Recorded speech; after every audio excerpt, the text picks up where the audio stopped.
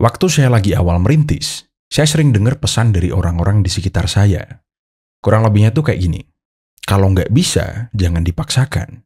Kalau belum jago, jangan coba-coba. Saya paham maksudnya. Ya, anggaplah simpel. Kamu orang biasa, tanpa ilmu. Tiba-tiba ditawarin proyek bangun sebuah bisnis. Normalnya, kita akan merasa takut kan? Karena kalau gagal, kita juga nggak enak sama orang yang ngasih kita kesempatan. Mungkin juga takut rugi, takut malu, takut apapun itu, dan sebagainya. Tentu aja dong, kalau kita belum jago, dan kalau kita belum pernah melakukan hal itu, tentu hasilnya nggak akan maksimal. Tapi nggak usah takut dulu. Jangan kayak saya dulu.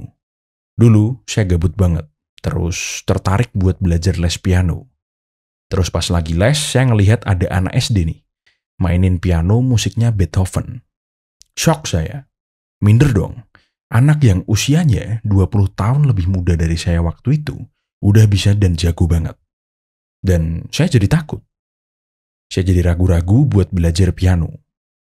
Dan faktanya memang begitu. Nggak cuman saya. Banyak orang, dan saya juga yakin, kalian semua mahasiswa saya, ketika kita menghadapi suatu permasalahan baru, suatu situasi yang baru, otomatis kan untuk menghadapi tantangan itu, kita harus belajar. Dan di awal belajar, pasti kita payah. Wong ya masih belajar kok.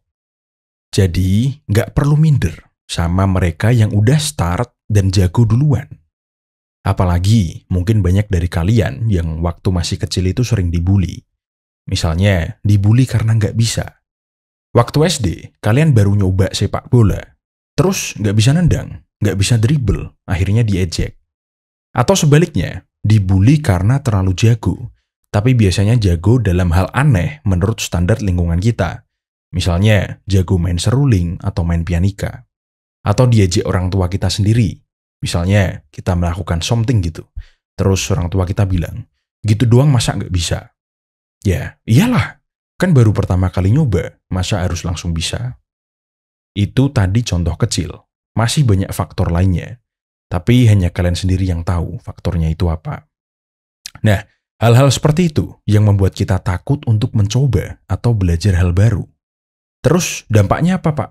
Ya, karena kita nggak pernah dan takut untuk mencoba, maka kita nggak akan pernah menemukan talenta atau bakat kita yang sesungguhnya. Biasanya, itu ketika kita dikasih kesempatan untuk melakukan suatu hal baru, kita akan selalu ada aja alasan untuk menolak. Atau kita akan mencoba untuk menunda.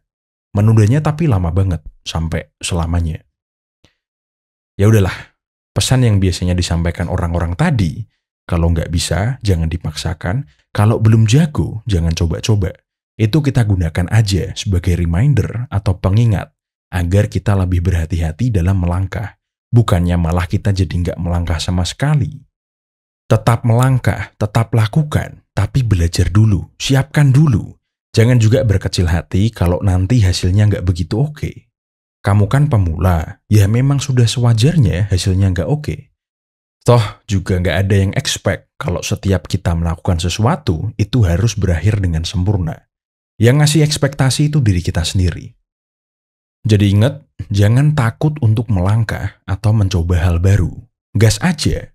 Mungkin yang perlu kamu persiapkan itu jika seandainya hal baru yang kamu mau coba itu cukup beresiko. Ya udah, kamu siapin aja apa yang diperlukan sehingga dampak ketika kamu gagal itu minimal. Ingat, tidak ada kata terlambat untuk belajar. Oke, sekian dari kuliah kita hari ini. Jangan lupa like, share, dan subscribe.